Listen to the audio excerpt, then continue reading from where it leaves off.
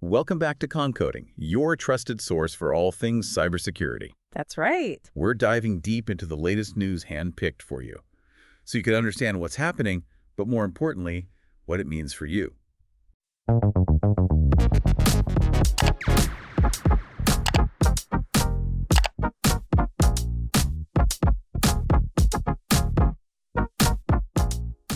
The cybersecurity world never sleeps, so let's get right to it. It really doesn't. The number of threats out there is overwhelming, Yeah, but we're here to break it down and help you make sense of it all. absolutely. First up, let's talk Toxic Panda. Oh, yes. This new malware is making waves, especially if you're banking on your Android phone. Mm-hmm.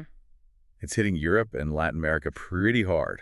Yeah, and what's interesting about it is that it's not some brand new beast. It shares a lot of its DNA with older malware, but it's been stripped down to the essentials.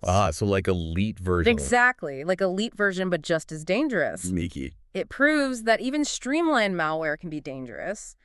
This little guy can still drain your bank account, snatch your one-time passwords, and even mess with what you see on your screen. Over 1,500 devices have been hit already, mostly in Italy and Portugal. Oh, yikes. Okay, so what can people do to protect themselves? First and foremost, always download apps from official sources like Google Play Store. Right. Think about it. When was the last time you just quickly downloaded an app without a second thought? I mean, we've all been there. Right. We've all been there, but this is a wake-up call to always double-check the source. Yeah, this Toxic Panda thing, it's not hiding in any of those fake versions of popular apps, is it? You guessed it. Oh, no. They often disguise it as, like, Chrome or even a banking app like Visa. Oh, wow. So, yeah, that's how they trick people. That's devious. Okay, so lesson 1, download from official sources. What else? Pay attention to the permissions you grant apps. If a simple calculator app is asking for access to your contacts and your messages, that's a big red flag. Right. Take a second to think before you hit allow. Good point. Okay, moving on from fake apps, we've got fake surveys making the rounds too. This Cron Shag Trap campaign is targeting Windows users. Right. And it's pretty clever how they're doing it. Yeah, instead of directly infecting your computer, they trick you into installing a virtual machine. Wait, what? So they're getting you to set up a whole different operating system without you even knowing? Right. But they use a very convincing disguise. A fake survey from a company called One America. When you try to take the survey, a bogus error message pops up. And in the background, they're quietly installing a malicious Linux virtual machine using legitimate tools like TinyCore Linux and QEMU. So they're using the good guys' tools to do bad things. Exactly. It's all about blending in and making it hard for antivirus software to catch them. Oh, wow. The virtual machine acts like a hidden compartment, so it's hard for security to know what's going on inside. It's like a secret hideout inside your computer. Precisely. And once that virtual machine is set up, it comes preloaded with a backdoor, giving the attackers a free pass to your data, your webcam, basically control over your device. So even if your antivirus software is up to date, you could still be vulnerable to this. It highlights the importance of being cautious and questioning what you see online.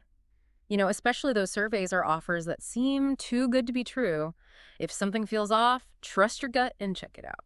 Okay, we've got sneaky malware, fake surveys, and now we're going global with some reports of state-sponsored hacking.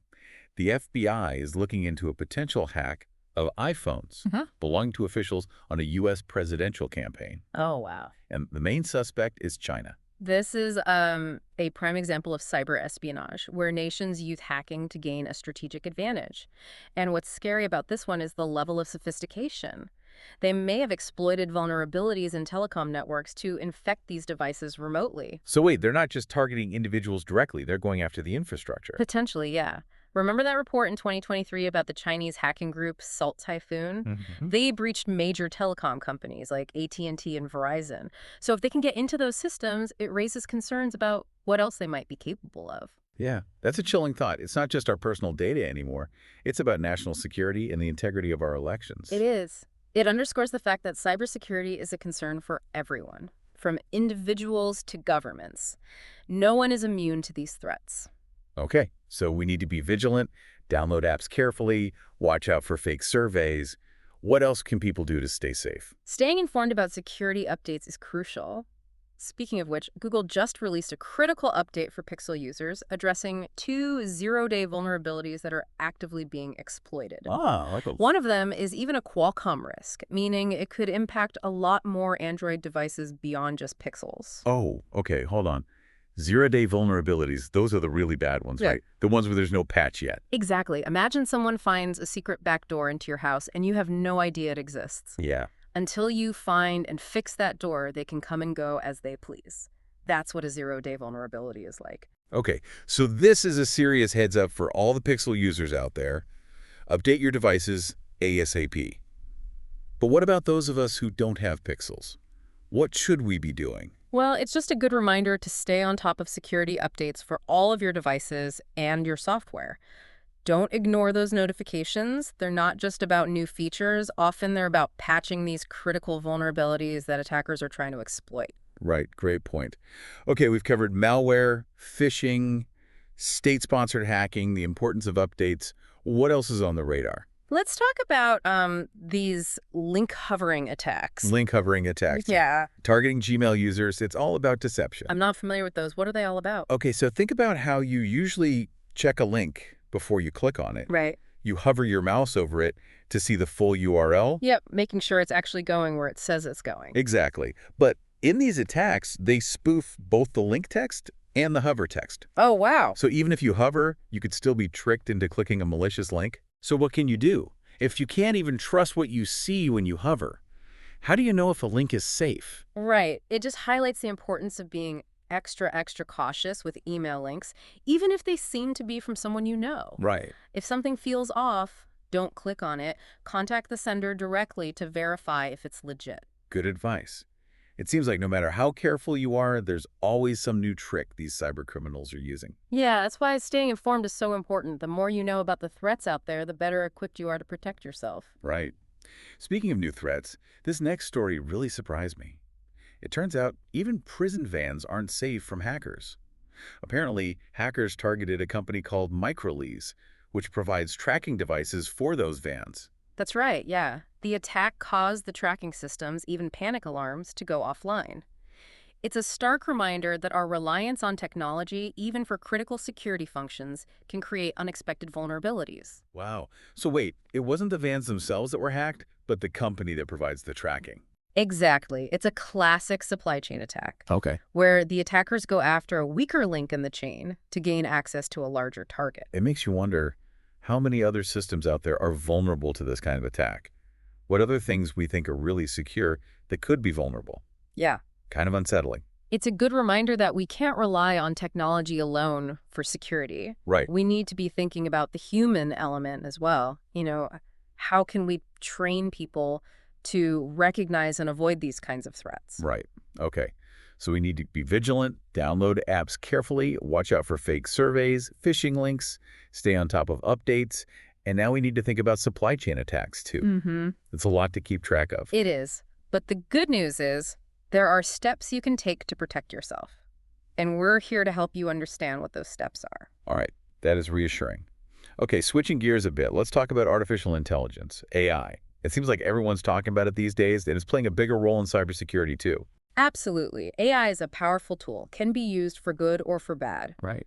On one hand, it can help automate threat detection, analyze massive amounts of data, and respond to incidents much faster than humans. That sounds like a good thing.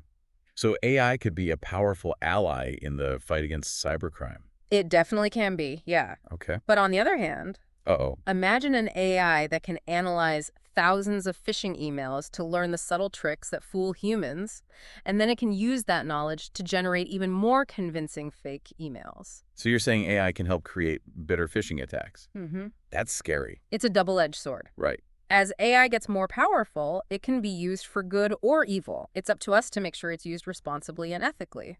So what can people do to protect themselves from these AI-powered attacks? I mean, if AI is getting so good at creating convincing fakes, how are we supposed to know it's real?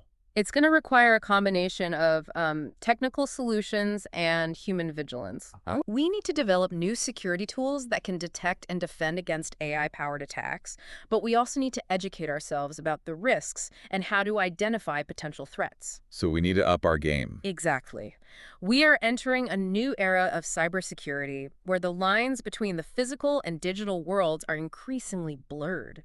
This creates new vulnerabilities and requires us to rethink traditional approaches to security.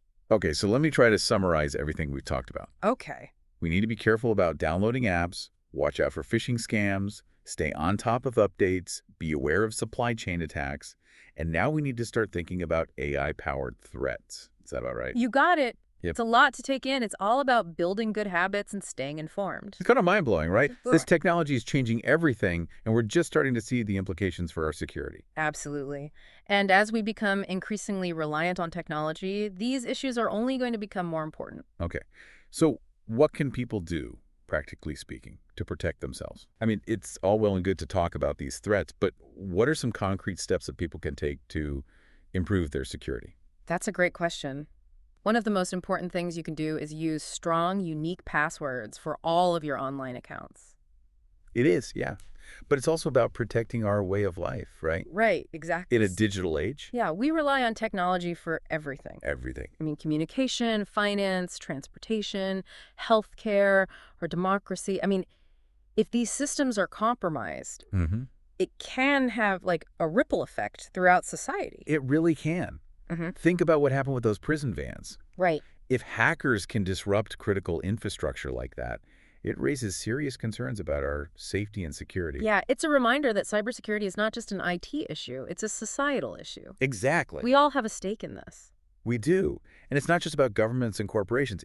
Individuals have a role to play, too. Right. You know, taking steps to protect ourselves online, that contributes to a safer and more secure digital world for everyone. So what can we do? I mean, it's easy to feel overwhelmed by all this. Where do we even start? Start by taking small steps.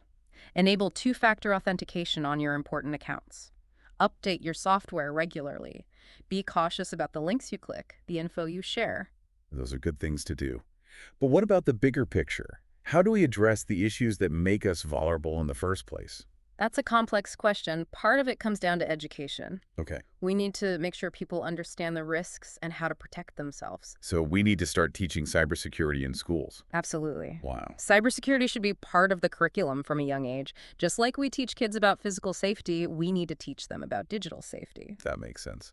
What else? We also need to foster a culture of cybersecurity within organizations. It's not enough to just have policies and procedures. Right. People need to understand why cybersecurity is important and how their actions can impact the security of their whole organization. So it's about creating that sense of shared responsibility. Exactly. Everyone needs to be on the same page. Yeah. From the CEO to the intern, we all play a role in protecting those digital assets. Okay. So education, culture. What about the technology? Can we just build more secure systems? Absolutely. We need to be thinking about security from the ground up. Okay. When we're designing new technology, we need to make sure security is baked in from the start, Right. not an afterthought. So it's about shifting our mindset. Exactly. Thinking about security as an integral part of the design process. Yeah. And we need to constantly be innovating. Right. The threat landscape is always changing, so we need to be developing new solutions to stay ahead.